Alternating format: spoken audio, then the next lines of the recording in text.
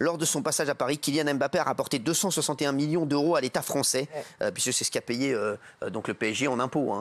Voilà. Oui, là c'est lui, c'est ses impôts. Donc sur les 5 premières années... Le PSG en a payé une partie. Bien sûr. Sur les 5 premières années, ça a rapporté 84 millions.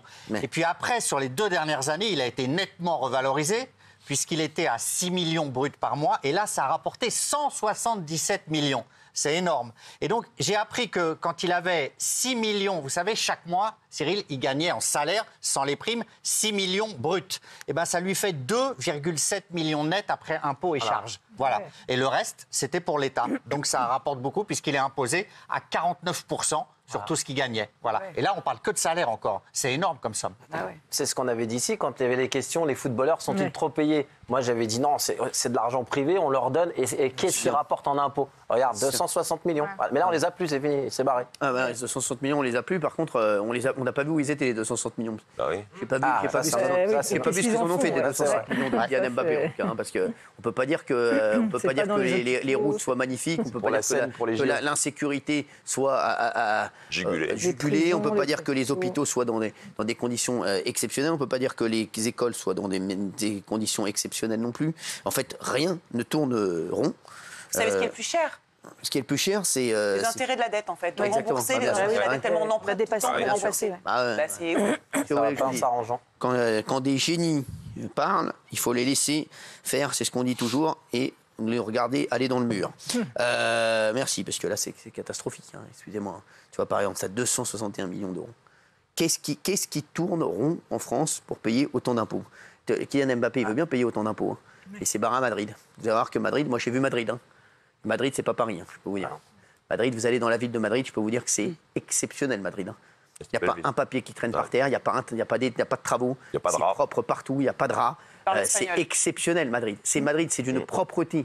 C'est vraiment, c'est une ville. Mais quand on va à Madrid, on se dit, c'est dommage que Paris reste quand même la plus belle ville du monde grâce à son patrimoine. Mais le problème, c'est que Paris et toutes les villes de France et la France a été tellement peu entretenue par nos dirigeants que malheureusement, c'est devenu catastrophique. Et qu'à chaque fois qu'on va dans un autre pays, on se dit qu'est-ce que c'est propre ici? Qu'est-ce qu'on se sent plus en sécurité? C'est vrai qu'on est les champions du monde des impôts, mais on est des champions du monde de la médiocrité. Donc c'est quand même fou. Merci. Qu'est-ce que vous avez à dire à ça, vous?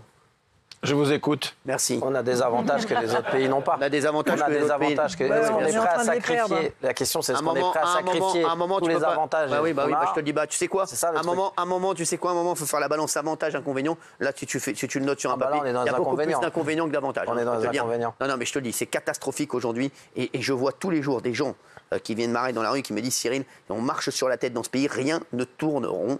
Et à un moment, les gars, il va falloir se poser la question de la sécurité sociale, c'est obligatoire. Et pourtant, les gens viennent toujours en France autant. Les gens viennent toujours en France autant. Bah oui. Mais ça explique. C'est normal. Dès qu'on met un pied en France, les avantages sociaux. Pourquoi? Les avantages sociaux. Les avantages sociaux, bien sûr, la sécurité sociale.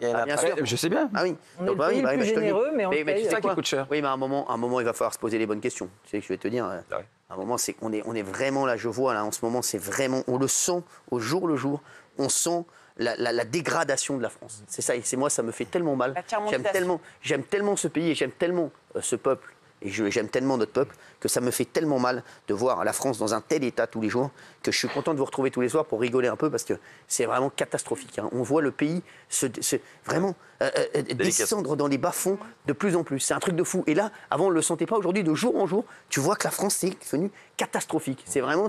Et ça me fait du mal pour ce pays qu'on ne quittera jamais d'ailleurs. Parce qu'on aime ce pays. On a envie, justement, que ce pays... soit tiré vers le haut et c'est vrai qu'on a l'impression que tout le monde a baissé les bras. Vous partirez jamais, vous, de France? De France? Ouais, vous n'avez pas envie, un jour, peut-être quand vous serez plus âgé, envie de partir. de partir dans un autre pays? Vous pensez que vous resterez toute votre vie ici? Partir à Saint-Étienne. Alors moi, je vais te dire, j'aiderai toujours la France, en tout cas, ça c'est sûr.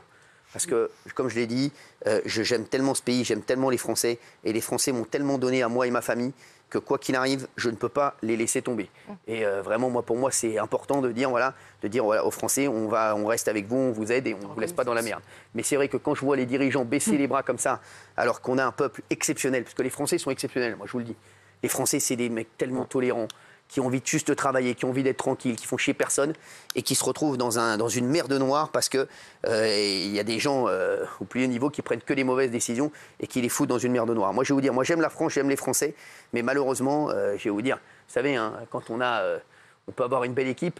Si le sélectionneur met que les mauvais joueurs sur le terrain, et ben à un moment, tu peux pas gagner la Coupe du Monde. C'est exactement ce qui se passe. Je vous le dis. Moi, j'ai plusieurs potes qui ont quitté la France parce que c'est un âge aussi, un âge un peu comme le mien. Et on sait que vous êtes proche de la fin. Et notamment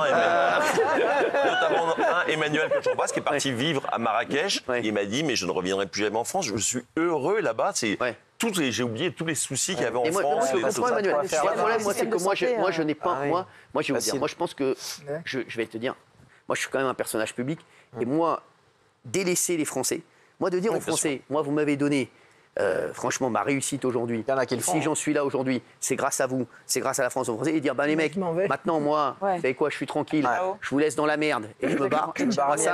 Moi, ça, je ne pourrais pas le vivre. Moi, ça, je trouve que c'est pas. Voilà, je trouve pas que ça bien. Voilà. Je trouve qu'au contraire, c'est maintenant qu'il faut essayer justement d'être tous ensemble et d'essayer de remonter le pays parce que c'est catastrophique. Voilà. Mais pourquoi tout le monde a échoué en fait? Pourquoi à droite, à gauche, pourquoi tout le monde a échoué? Parce que je vais vous dire la vérité. Moi, je vais vous dire ce que j'en pense, moi. Et je vais vous dire ce que j'en pense. Il se passe en France ce qui se passe aux États-Unis. Aux États-Unis aujourd'hui, on a quand même comme candidat Donald Trump et Joe Biden. Les gars, ils ont 200 ans. Non mais c'est vrai, ils sont catastrophiques tous les deux, excusez-moi, c'est tous les deux, c'est quand même, voilà, c'est entre la peste et le choléra, je suis désolé de vous dire ça, mais qu'est-ce qui se passe? Les mecs aux États-Unis, qui sont intelligents, qui ont une vision, qui ont envie, ils pensent à leur gueule, qui sont dans le privé, ils se disent moi ce que je veux faire c'est je veux faire de l'oseille moi, j'en ai rien à foutre d'être président de la République, c'est que des emmerdes, et d'être président des États-Unis j'ai pas envie, donc on se retrouve qu'avec des tocards, et je le dis aussi, aujourd'hui, je vous dis la vérité, tu crois que les mecs très intelligents, les mecs qui sont les élites de la France, tu crois vraiment qu'ils ont envie de faire de la politique? Non, ils n'ont pas envie de faire de la politique. Non, Macron, les mecs qui sont envie. Brillantissime, Sarkozy est brillantissime, c'est quand même des gens tous brillantissimes. Je vais te dire la vérité. Non, mais après. Ils ne bougent pas les lignes, ils ne touchent pas. Exactement. Je vais te dire, à un moment, ce qui manque. Je vais te dire, à un moment, il faut un mec qui puisse prendre des risques. Aujourd'hui, si à un moment, tu sais quoi, quand tu arrives au pouvoir. Les premiers jours, tu es tout content, tu te dis je vais faire ci, je vais faire ça, je vais faire ça. Au bout de 3 mois, tu te dis ça va être compliqué. Au bout de 6 mois, tu vas dire ça va être très compliqué. Au bout d'un an, tu te dis tu sais quoi, je vais rester dormir parce que je vais aller faire des voyages internationaux parce qu'il n'y a rien à faire. Parce que au bout de 2 ans, ils pensent à la réélection. Donc ils font plus rien. Et je vais vous dire un truc, moi, par exemple, je pense que, vous savez, les mecs, les anciens, on croit toujours que c'est des abrutis, les anciens. Les anciens, ils ne sont pas abrutis. Quand les anciens, ils avaient mis en place le septennat, c'est-à-dire que le président était élu pour 7 ans. Ne croyez pas. Les anciens, ce n'est pas des abrutis. S'ils ont mis 7 ans, c'est que 7 ans, c'était le bon temps pour faire les choses. Et le mec, s'il était réélu, tu t'en tapais 14 ans. Là, de toute façon, quoi qu'il arrive, le mec qui fait 5 ans, et tu te en tapes pour 5 ans, ça veut dire qu'il fait 10 ans en vrai. Donc, en vrai, 7 ans, c'était le bon. C'était le bon. En vérité, c'était le bon timing, je trouvais, pour un président. Pour tenter les choses. Et je te dis, et aujourd'hui, aujourd'hui, le problème qu'il y a, je vais te dire, c'est que les mecs, dès qu'il y a des mecs qui sortent dans la rue, dès qu'il se passe un truc, ils veulent faire plaisir à tout le monde. Rétropédalage. À un moment, quand tu veux faire plaisir, un moment, quand tu es président, au départ, tu as été élu par un noyau. Tu es élu au premier tour à 25-30%. C'est-à-dire qu'il y a un tiers des Français ou un quart des Français qui votent pour toi. Au deuxième tour, après, tu vas être à 56, même au meilleur des cas. 56%, c'est-à-dire près un peu plus d'un Français sur 2.